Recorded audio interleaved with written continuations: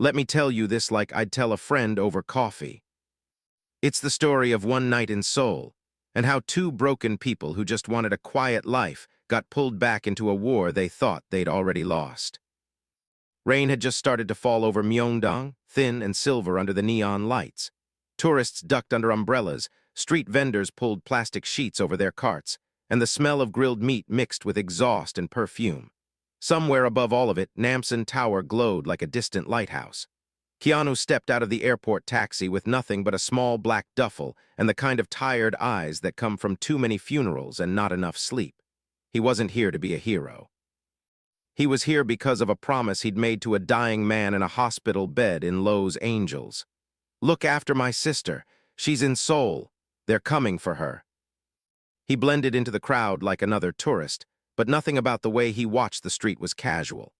Every reflection in a shop window, every sudden movement, every black car rolling too slowly past, he weighed it all. Years ago, he'd been the kind of operative governments quietly denied knowing, a man sent into places that didn't officially exist. Now, standing in the wet light of Seoul, he felt more like a ghost trying to remember why he was still walking.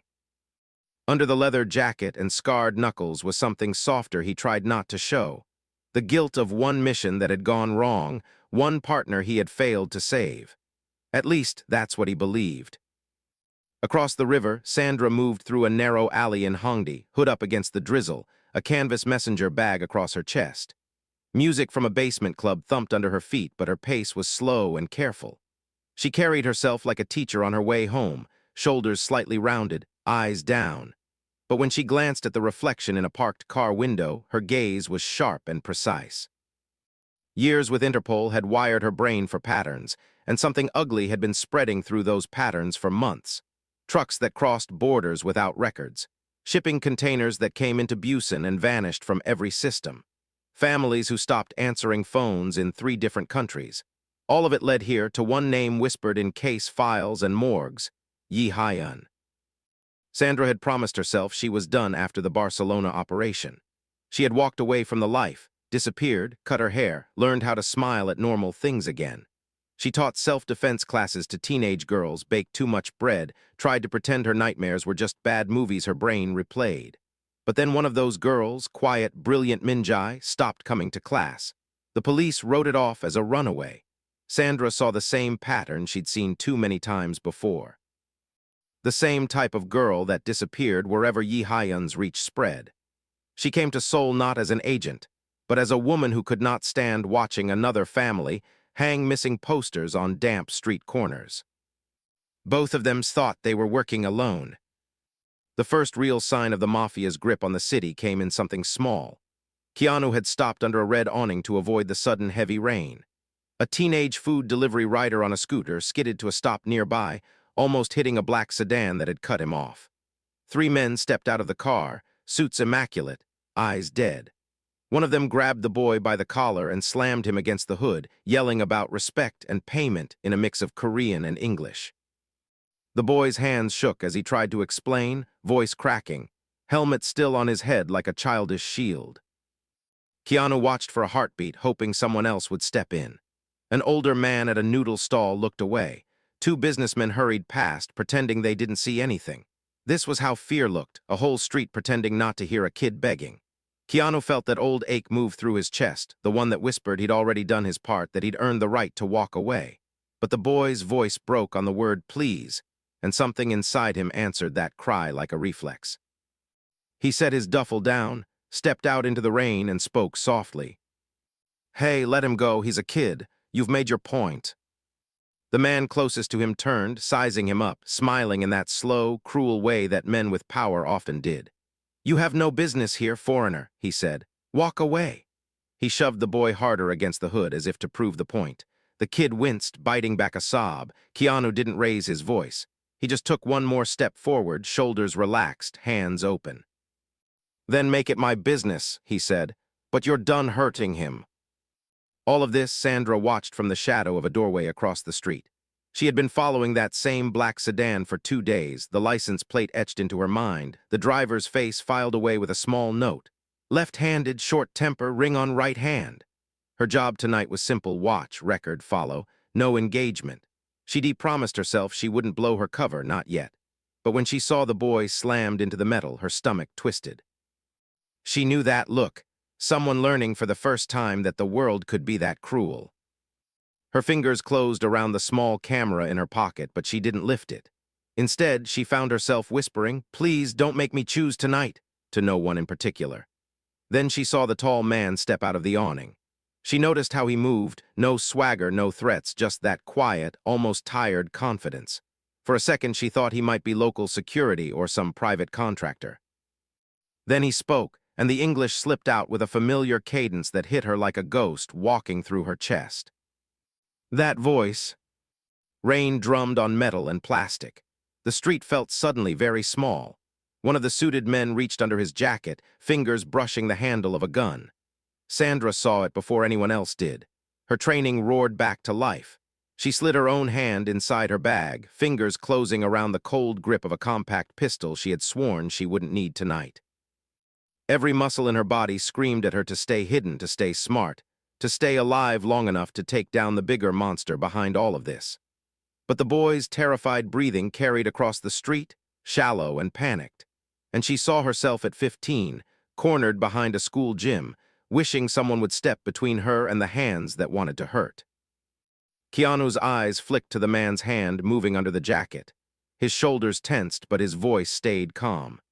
"We both know how this goes," he said quietly. "You pull that and this street changes forever. There's cameras, witnesses. Your boss does not want that heat right now." At the word boss, something cold flashed through the thug's eyes. "You think you know my boss?" he sneered. "You think you understand this city?" He shoved the boy away and stepped toward Keanu, rain sliding off his hair, gun fully visible now. People on the sidewalk scattered, pretending to be annoyed by the weather, anything to avoid acknowledging the weapon. The air felt thick, like the city itself was holding its breath. Sandra had already moved. She slipped out of the shadows, crossing the street at an angle that kept a delivery truck between her and the sedan's rear passenger window, just in case someone more important was watching from inside. Every step felt like tearing a page out of the life she'd tried to build, but her feet didn't stop. As the thug began to raise the gun, she spoke in quick, accented Korean, her voice sharp but measured. "Cops," she said, nodding toward the alley. "Two of them. Radio's already out. Put it away unless you want them writing your name down, too." The man hesitated, eyes darting toward the alley. No cops were there, but doubt had already cracked through his confidence. Keanu shifted his stance slightly, sensing the opening. For the first time, he really looked at the woman who had spoken. Just a hooded figure, rain darkening her jacket, hair framing a face half in shadow. He felt an echo of recognition he couldn't place, like hearing a song from another lifetime. The sedan's back window slid down halfway, just enough for a pair of eyes to watch the scene. The man inside wore a light-colored suit, unbothered by the rain, his expression almost bored. This was Yi Hyan, though neither Keanu nor Sandra had seen him in person before. He studied the foreign man and the hooded woman stepping into his small operation like chess pieces he had not placed. Kindness, he thought with a faint curl of his lip, was always the easiest weakness to exploit. On the street, the gunman clicked his tongue, annoyed, and shoved the boy toward his scooter. "Get out of here," he snapped. The kid stumbled, then bowed clumsily to no one in particular and sped off, tires splashing through puddles. Keanu let out a slow breath he hadn't realized he'd been holding. He gave the thug one last measured look, not victorious, not threatening, just making it clear he'd remember the face. Then he turned slightly, enough to see the woman who had backed his bluff. Their eyes met fully for the first time. Rain blurred the neon between them, but nothing softened the punch of recognition. Her hood slipped back a little, and he saw the line of a scar near her temple, the one he'd seen once stitched up under harsh field lights. She saw the tiredness in his face, deeper than the last time she'd watched him walk away under a burning sky. Years collapsed into one breath. Memories slammed into both of them. The sound of a helicopter that never arrived, a radio gone dead, the moment each of them had been sure the other was gone for good. "Sandra," he whispered, disbelief cracking through his calm. Her fingers loosened on the pistol inside her bag, hands suddenly shaking. "You're supposed to be dead," she said, voice barely louder than the rain. Before either of them could move, the sedan door opened with a soft, expensive click. Yi Hyun stepped out into the downpour, unhurried, adjusting the cuffs of his pale jacket. He looked from Keanu to Sandra, studied their shock, their history written on their faces, and smiled a slow, curious smile, as if the night had just become much more interesting. "Now," he said in smooth English, hands spread like a gracious host welcoming guests to a party, "who exactly are you two to my city?" And there, in the middle of a wet Seoul street, with their pasts colliding and a monster finally stepping into the light, Keanu and Sandra realized the quiet lives they'd tried to build had just ended. Again. Rain soaked into Keanu's jacket as Yi Hyun's men shifted around them, forming a loose circle that said, politely, the exits were closed. The boss studied Keanu and Sandra like interesting pieces of art, tilting his head just enough to show he wasn't afraid of either of them. Behind him, the city glowed, signs, headlights, wet asphalt shining like black glass. "You stand up for a stranger," Yi Hyun said softly. "In my streets, that is inconvenient but also refreshing." He walked closer, shoes barely splashing. "Tell me your names." Keanu's first instinct was to lie, but he saw the recognition in Sandra's eyes and realized the past wasn't going to stay buried anyway. "Just passing through," he said instead. "We don't want trouble." Yi Hyun smiled at that, a slow, amused curve. "Everyone says that right before they bring me a lot of trouble." His gaze slid to Sandra. "And you look like someone who takes notes, someone who collects ghosts." She felt the weight of the camera in her pocket, the pistol in her bag, and the memories she'd spent years trying to file away. "I'm here for a girl," she said quietly. "Min-jae, 15, you took her or someone who works for you did."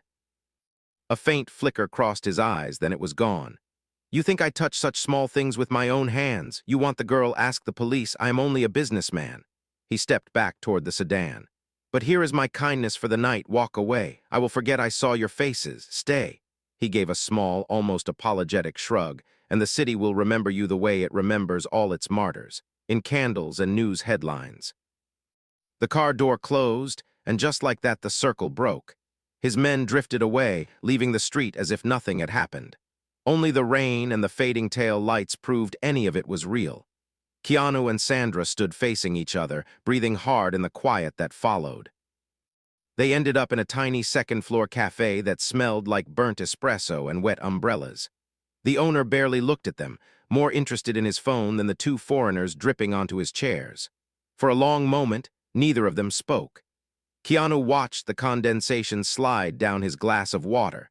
Sandra traced the ring of a coffee cup with her thumb. "You died," she said finally, voice low. "Turkey, the compound, they told me you never made it out." "I almost didn't," he answered. "They told me you bought it when the extraction chopper took fire. I buried you in my head so many times I started to believe it." A humorless laugh slipped from her. "That's one thing we're good at, believing lies when they come with a government seal." He studied her face, the new lines of exhaustion, the familiar flicker of stubbornness. "Why Min-jae?" he asked. "You don't cross a man like that for a stranger." Sandra swallowed, jaw tightening. "She isn't a stranger. She's a kid who reminds me of who I used to be, and I'm tired of showing up after the funerals." Her eyes met his. "Why are you here, really?" He thought of the hospital room, the dying man's hand on his wrist. "A promise," he said simply, "to someone whose name I can't even write on a grave." They sat with that for a moment, letting the weight of their separate reasons settle into something shared. Outside, a police siren wailed and then faded into the night.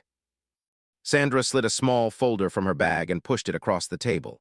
Inside were grainy photos of shipping containers, a manifest of names, and at the bottom, a blurry security still of Min-jae being pushed into a van. Next to the van, half blocked by a pillar, stood the same gunman from the street.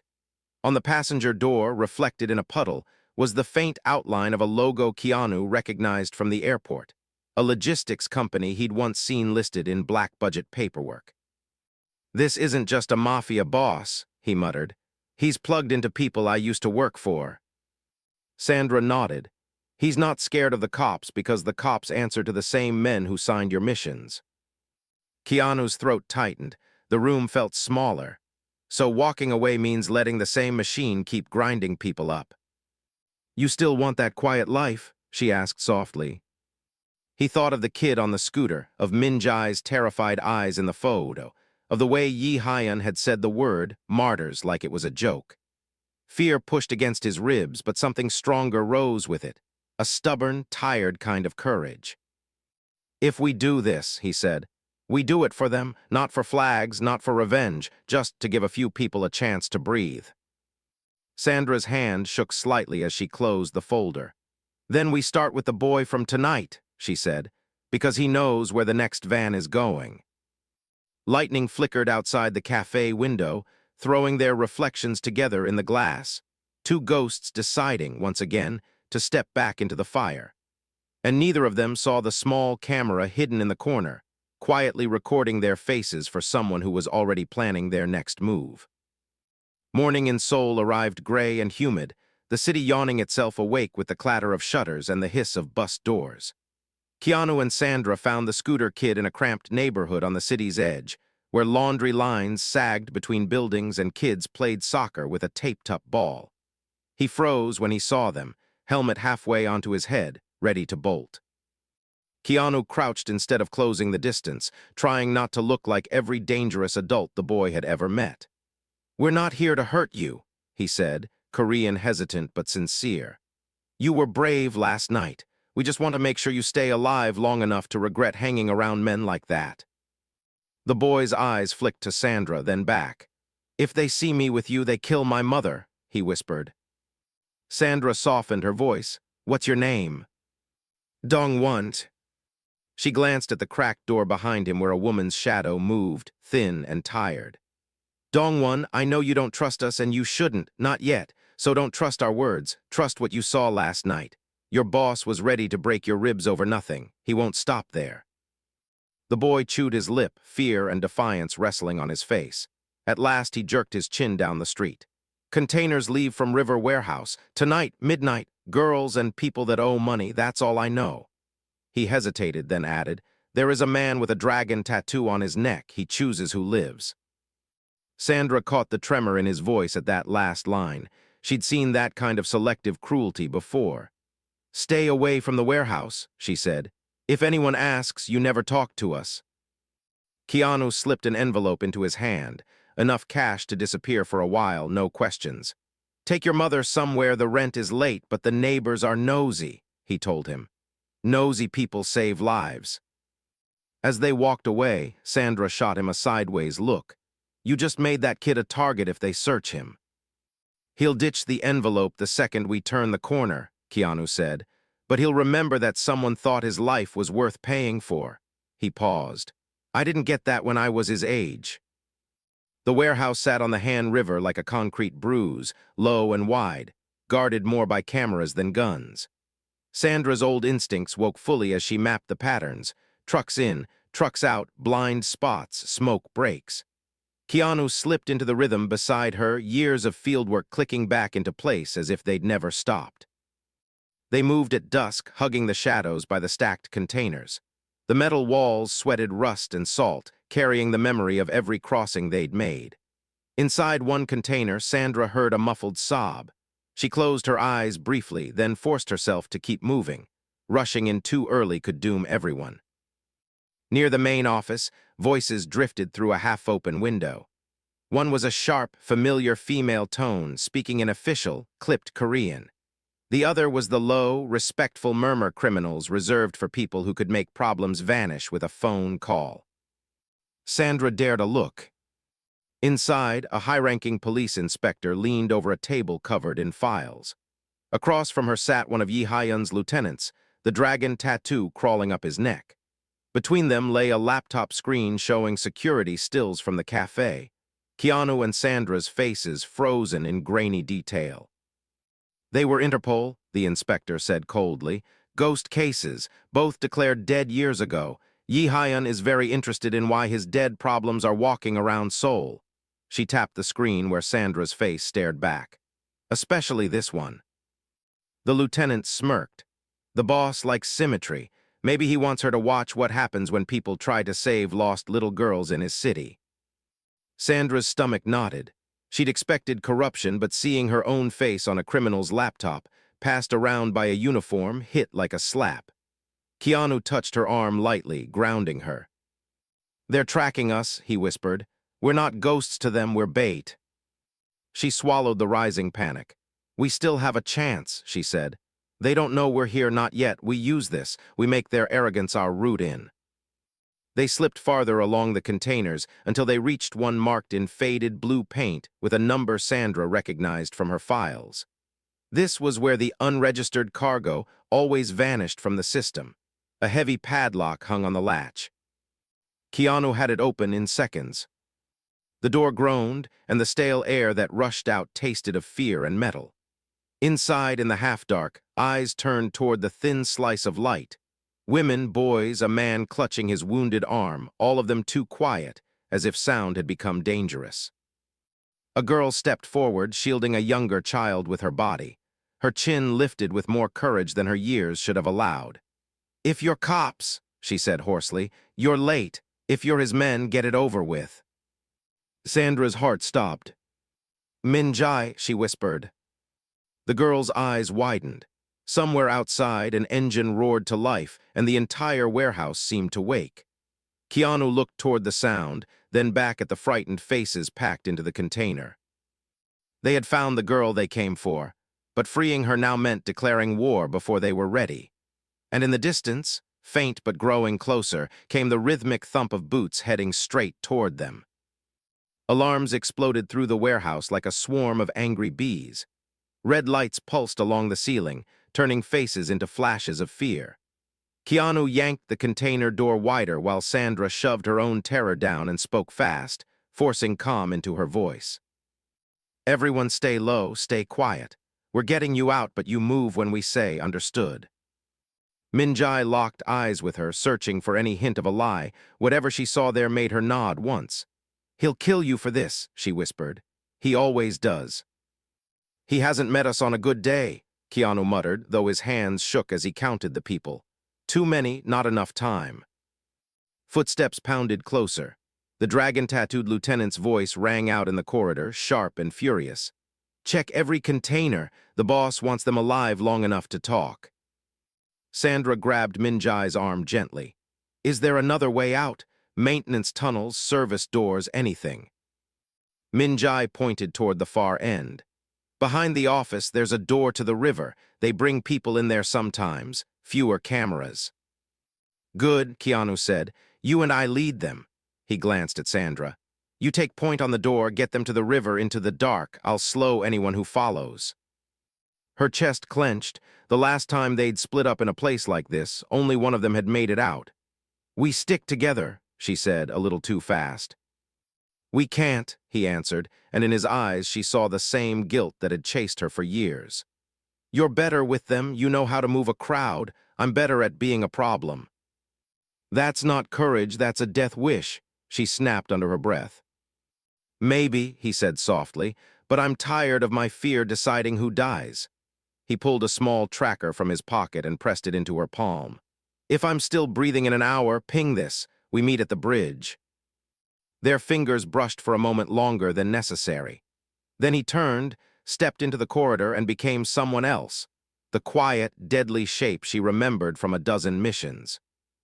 Sandra led Min-jae and the others through a maze of containers, hearts hammering with every shout that echoed too close. The emergency lights painted everything in a sick crimson. Twice she had to pull them back and press them against cold metal while guards ran past, swearing.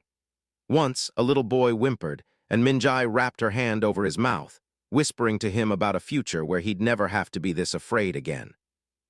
When they finally reached the service door, it was chained from the outside. Sandra almost laughed at the cruelty of it. "Someone didn't trust the merchandise," she muttered. She braced her foot against the wall and threw her full weight against the bar. Rust groaned, then snapped with a sharp, echoing crack. Cold river air rushed in, laced with oil and rain.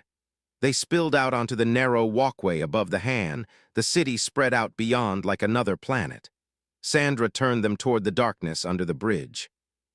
"Stay together, don't stop moving," she urged. Min-jae hesitated, glancing back at the warehouse. "He'll catch him," she said, "the one you left behind." Sandra swallowed. He knew that when he chose to stay. The only way we honor that is by living long enough to make it matter.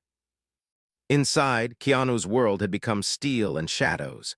He moved through the aisles of containers like a ghost, using every blind spot he'd mapped, every hesitation in the guards' routines. He wanted to put them all on the ground. He settled for tripping alarms in the wrong directions, luring them away from the service door. The dragon-tattooed lieutenant finally cornered him near a stack of pallets, gun raised, breath steaming in the cold air condition. "You're making this more expensive than it needs to be," the man sneered in English. "The boss was willing to let you leave the country in one piece, but you had to play hero." Keanu's hands were empty, his own pistol tucked in the small of his back, deliberately out of sight. "I'm not a hero," he said. "I'm just someone who's done being a coward." The man's lip curled. "Cowards live longer." "Do they?" Something in his tone made the lieutenant hesitate, just enough for Keanu to move. The fight was fast and brutal, metal crashing, fists connecting with bone. Keanu's body remembered this language even when his mind screamed that he was too old, too tired, too done. He managed to knock the gun away, but more men poured in from both ends of the aisle. Someone cracked a baton across his ribs. He dropped to one knee, vision flaring white. Plastic straps bit into his wrists before he could recover. As they dragged him toward the main office, he caught a glimpse of the river door, hanging open like a small, hard-won miracle. Good, he thought hazily, they made it. They threw him into a chair in a room that smelled of expensive cologne and spilled blood. Yi Hyun stood by the window, river lights reflected in the glass. He turned slowly, taking in the bruises, the defiance, the tired eyes that still hadn't learned when to quit. "You could have left," Yi Hyun said, almost curious. "Instead you steal from me and break my toys. Why?" Keanu tasted blood. "Because they're not toys, they're people." Yi Hyun regarded him for a long beat, then smiled that cold, amused smile again. "You sound like your old commander," he murmured, "the one who thought mercy was a strategy." Keanu's heart stuttered. "You knew him?" "I paid him," Yi Hyun replied. "And when he refused to look the other way, I arranged that little massacre in Turkey." His eyes glinted. "You remember the compound, yes, all those bodies. You think that was an accident of war." He stepped closer. "I ordered it, because your people wouldn't understand that fear moves markets." The room tilted. Keanu's worst night, the one he replayed in every nightmare, had a face now. This man, this calm, almost bored devil in a pale suit. "And now," Yi Hyun said, leaning in so close Keanu could smell the faint smoke on his clothes, "I have the added pleasure of killing the same ghosts twice." Outside, somewhere in the maze of alleys by the river, Sandra's tracker blinked in her pocket. She knew she should run. She knew every minute they stayed increased the odds that the inspector and her men would close the net. But as Min Jai clung to her arm, shivering and staring back toward the warehouse as if hoping to see him appear out of the darkness, Sandra felt the old ache in her chest harden into something unbreakable. She had walked away from him once, believing there was nothing she could do. This time, if he died, it would not be because she chose not to fight. Night pressed tight against Seoul, the tower lights stabbing up through low clouds like a warning. Yi Hyun's private complex sat halfway up Namsan's slope, glass and steel carving a cold shape out of the hillside. To most of the city, it was just another wealthy man's fortress. To Sandra, staring up at it from the base of the hill, it looked like every place she'd failed to reach in time. Min Jai tugged at her sleeve. "You can't go there alone," the girl said. "Nobody comes back down." Sandra knelt, ignoring the ache in her knees. "I won't be alone," she said. "I have you." Confusion flickered across Min Jai's face. "I'm just a kid. I couldn't even save myself." "You kept those people alive in that container," Sandra reminded her. "You calmed that little boy. You remember every hallway, every guard's face. And," she hesitated, then added, "you were top of your class in coding, right? Your teacher showed me your scholarship letter. You know how to talk to machines better than I do." Min Jai blinked, shame and pride warred in her eyes. "I hacked the school's cameras once to help a friend who was being bullied," she admitted in a rush. "They told me that made me dangerous." "That makes you powerful," Sandra said. The question is what you use it for. Minutes later, they were inside a service tunnel that smelled of damp stone and old electricity, guided by the rough map Minjai sketched from memory. Every step toward the tower felt like wading deeper into a past Sandra had tried to bury. The last time she'd infiltrated a place this fortified, an extraction chopper had never arrived. Keanu had disappeared in the fire. She hadn't forgiven herself in any language she knew. At a maintenance panel, Minjai's hands shook as she pried it open. Wires and circuits glimmered in the dim light. "I can loop the cameras on this floor for 5 minutes," she said, biting her lip. "Any longer and the system will notice. After that, I might trigger a full lockdown." 5 minutes is a lifetime if you're brave," Sandra murmured. "Do it." As Minjai worked, Sandra slipped her pistol from the holster, checked it with practiced motions, and forced her breathing to slow. She wasn't here to win a war. She was here for one man and for the pieces of herself she'd left behind with him. Inside the tower, Keanu's world narrowed to the taste of copper and the echo of Yi Hyun's words. The revelation about Turkey sat under his ribs like shrapnel. All the flags he'd saluted, all the operations he'd justified as necessary, looked different now that he knew whose pocket they'd filled. Yi Hyun watched him from across the room, relaxed, almost affectionate. "You know what your problem is?" he asked. "You keep calling what you were paid to do duty, as if the word changes the blood on your hands." Keanu's laugh came out raw. "You're right," he said. "I was stupid enough to believe men like you weren't writing the checks." Yi Hyun nodded, pleased by the admission. "That's humility. I like that. Work for me and I will give you something better than redemption, purpose. No more lies about saving the world, just clean, efficient power." Keanu thought of the container, the fear in Minjai's eyes, the way Dongwon had flinched at raised voices. He thought of Sandra, her hands steady even when her voice wasn't, teaching girls how to hit back and stand up taller. "You think power is clean?" he said quietly. "Look at yourself. You can't walk 10 meters without men with guns making sure no one gets too close." He lifted his bruised face. "I'd rather spend what's left of me cleaning up one corner of what I helped break than stand next to you." For the first time, something like irritation flickered across Yi Hyun's features. He nodded to the dragon-tattooed lieutenant. "Take him upstairs," he said. "If his friend is as sentimental as I think, she'll come. I want her to see what loyalty buys in this city." The elevator doors slid open just as Sandra and Minjai slipped into a side corridor 2 floors below.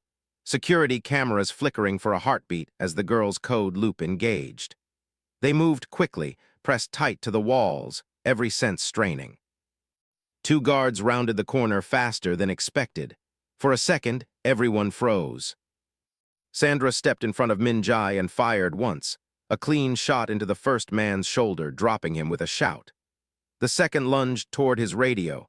Minjai, acting on instinct, swung the maintenance panel door into his face with a hollow clang. He hit the floor, dazed. They stared at each other, chest heaving. "That was," Sandra began. "Luck," Minjai said quickly, eyes wide. "Courage," Sandra corrected. "Come on, he'll have heard that." He was already adjusting his cufflinks when the elevator doors opened on the top floor terrace. The city sprawled below like a living map. Bridges, headlights, the slow, shining river. Yi Hyun stepped into the night air as his men dragged Keanu out, zip ties digging into his wrists. "Beautiful, isn't it?" Yi Hyun said, gesturing to the view. "All that life, all those stories, moving because people like me keep the chaos balanced." He tilted his head.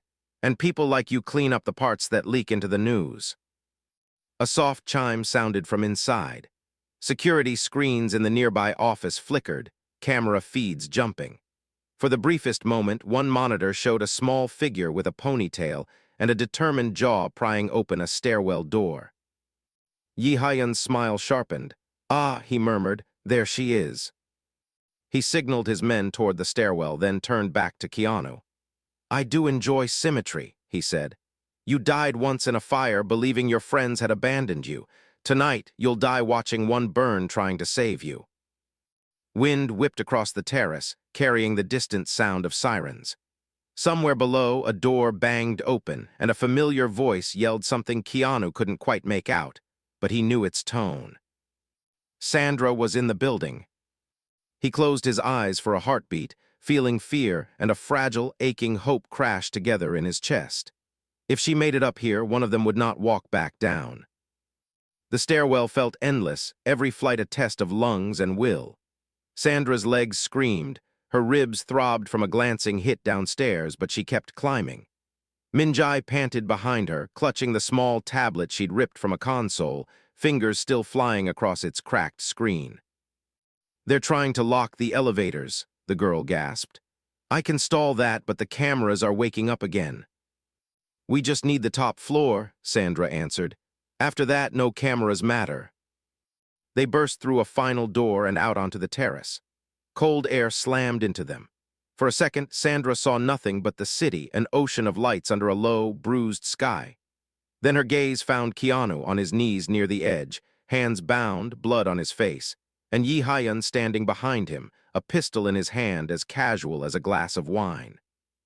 "Stop there," Yi Hyun called, "or I'll decorate the rooftop with what's left of his regrets." Sandra froze, raising her empty hand, gun pointed at the ground. Minjai hovered at the threshold, terror plain in her eyes. Keanu met Sandra's gaze over his shoulder, something like apology and fierce gratitude mixed there. "I knew you'd come," he said softly.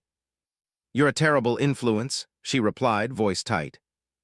Yi Hyun studied them, the wind tugging at his jacket. "Look at this," he said, half amused. "Two people who owe the world nothing, still trying to save it one lost child at a time." His eyes cut to Minjai. "You girl, come here." Minjai flinched back. Sandra shifted slightly, blocking more of the girl with her body. "She's not your property," she said. "None of them are." "They are exactly that," Yi Hyun said calmly. "Assets, investments, fear is a currency, and I have the market cornered. Parents pay, governments look away. You think your kindness can compete with my profit margins?" Sandra felt a strange calm settle over her. "You're not afraid of us," she said quietly. "You're afraid of what we remind people, that you're not inevitable, that one act of courage in the right place can break your chain." Yi Hyun's expression flickered just for a heartbeat. Keanu seized on that crack. "You know what I remember about Turkey," he said, voice hoarse but steady. "Not the bodies, not the fire. I remember a medic who stayed behind with a local kid, even when the order was to retreat. She knew the chopper might not come back, but she wouldn't leave him screaming and alone. That's your problem, Yi Hyun. You measure everything in numbers. We measure it in names." Yi Hyun's jaw tightened. "Pretty words," he said, "but in the end, gravity doesn't care how brave you are." He yanked Keanu to his feet and pushed him toward the edge, gun now pressed against his back. The drop wasn't sheer, but it was far enough. Wind shredded Sandra's composure. Time slowed to a painful crawl. "Throw down the gun," he ordered, "or he goes over now." Sandra's hand shook. Training screamed one thing, her heart another. Then she felt a small hand on her elbow. Minjai stepped forward, anger burning through her fear. "He's stalling," the girl whispered fast. "He doesn't want to shoot up here, too visible. He wants you to drop your weapon so his men on the stairs can take us alive." "How do you know?" Sandra murmured. "Because that's what he did with the last girl who tried to run," Minjai said, voice breaking. "He always wants you to choose between someone you love and yourself. It makes you easier to break." Sandra's stomach lurched. She saw, suddenly, the pattern of every trauma victim she'd ever counseled, every kid who blamed themselves for choosing wrong when in truth, there had never been a fair choice at all. "You didn't break," she told Minjai quietly. Minjai swallowed hard. "I'm not breaking now," she said. "I can trigger a blackout on this floor for 10 seconds. After that, everything comes back twice as hard." 10 seconds, Sandra breathed. Keanu looked over his shoulder, reading her face as if they still had shared comms. "Trust yourself," he called. "You always did the right kind of crazy math." She let out a ragged breath. "Do it," she told Minjai. Yi Hyun saw the movement, the flicker of code on the girl's tablet. "No," he snapped, swinging the gun toward her. The lights died. Darkness swallowed the terrace, thicker than the night below. For a heartbeat, there was only wind and the scuffle of feet. Sandra moved on instinct, the world shrinking to angles and memory. She dove left, rolled, counted her breaths, listened. A gun went off, loud and close. Someone cursed. The concrete bit into her palms. She fired where she'd last seen Yi Hyun, not to hit him, but to force him to move, to react. Keanu threw himself sideways, feeling the rush of air where the bullet should have been. Min-jae stayed low by the door, thumbs flying across her tablet even in the dark, buying them every stolen second. The light snapped back on. Yi Hyun was now closer to the edge, coat torn, fury cracking through his polished calm. Sandra was crouched behind an air vent, gun up. Keanu lay half-free, having twisted his wrists against the zip ties until blood ran down his hands. One more jerk and the plastic would give. "You're done," Yi Hyun snarled, aiming at Min-jae. "I build empires out of roaches like you." Keanu didn't think. He launched himself forward, shoulder hitting Yi Hyun's arm as the shot went off. The bullet went wild, shattering a light instead of a girl. Pain exploded in Keanu's side as Yi Hyun's elbow found a cracked rib, but momentum carried them both dangerously close to the edge. Sandra sprinted, every muscle screaming. In those 3 seconds, she wasn't an ex-agent or a burned-out operative. She was simply human, driven by something older than training, refusing to watch another person she cared about fall away from her. She caught Keanu's jacket at the very lip of the terrace. Yi Hyun's weight dragged them both forward, his fingers clawing at the concrete. For a terrifying heartbeat, all 3 of them hung between sky and city. "You let me fall and you become me," Yi Hyun hissed, eyes wild. "You'll always know you chose one life over another." Sandra's grip on Keanu slipped a fraction. Her shoulders burned. She could feel the balance tipping, physics indifferent to morality. "No," she gasped, teeth clenched. "That's your lie, the one you sell to kids so they spend their whole lives hating themselves." She looked at Keanu. "Hold on to me." He did, but with his other hand, he reached down, past his own fear, past the easy answer, and grabbed the front of Yi Hyun's shirt. For a second, even the city seemed to stop. "We don't have to be you," Keanu said through gritted teeth. "We don't have to choose who deserves to live." Yi Hyun stared at him, disbelief warring with terror. "You can't pull us both up," he spat. "You're not strong enough." "You're right," Keanu said. "I'm not." Behind them, footsteps thundered onto the terrace, guards, guns, chaos. Sandra felt her grip failing. Min-jae's voice came from somewhere behind, high and desperate. "Let go, you'll die." Keanu looked one last time into Yi Hyun's eyes and saw nothing that wanted to be saved. No crack of doubt, no flicker of remorse. Just a man who had built his world on other people's fear and was about to taste his own. "I can't save you," Keanu whispered, "but I can stop you." He unclenched his bleeding fingers. Yi Hyun dropped, a pale shape swallowed by the dark. The sound of his body hitting the lower scaffold came a half-second later, sickening and final. Keanu's weight swung free. Sandra's shoulders nearly pulled out of their sockets, but now she only had one life to hold. With a roar that was equal parts pain and defiance, she heaved backward. Hands grabbed her from behind, Min-jae, shaking but determined, and one of the tower guards who'd hesitated long enough to choose a different side. Together, they dragged Keanu back onto the rooftop. For a moment, all 3 of them lay there, gasping, the city blurring around the edges. Sirens screamed closer now, real police, not the bought ones. Somewhere downstairs, Min-jae's loop finally broke the system for good, alarms cascading through every floor. The dragon-tattooed lieutenant burst onto the terrace, gun raised, eyes wild. He took in Yi Hyun's absence, the blood on the railing, the sight of Keanu and Sandra helping each other up. He lowered the gun. "It's over," he said in a flat voice. "Without him, the money dries up, the protection goes." He looked at Min-jae. "I'm not dying for a ghost." Sandra held his gaze. "Then live for something better," she said. "Tell the truth when they come, every name, every shipment. Start cleaning up the mess you helped make." He snorted softly. "That's not how this world works." Min-jae stepped forward, voice shaking but clear. "It can be," she said. "Someone has to go first." Weeks later, the tower's glass facade reflected a different kind of light. Flashes from news cameras, not muzzle fire. The inspector who'd fed Yi Haiyan information sat in a courtroom, eyes hollow as her own recordings played. The dragon-tattooed man testified with a tremor in his hands. Names were spoken out loud that had never seen daylight before. In a small community center in a quieter part of Seoul, Sandra corrected a girl's stance as she threw a punch at a padded mitt. "Keep your feet under you," she said. "Power starts in the ground, not your fist." Across the room, Keanu helped Dongwon patch up a scuffed knee from a self-defense drill gone wrong. The boy grinned sheepishly. "I'm not good at this," he muttered. "You don't have to be good," Keanu said. "You just have to keep getting up." Minjai sat at a donated computer, teaching a group of kids how to protect their phones from tracking apps. On the wall above her, someone had taped a piece of paper. "Knowledge is power. Kindness is how we use it." Outside, the city moved on, taxis, street food, neon, laughter. It would always have its shadows.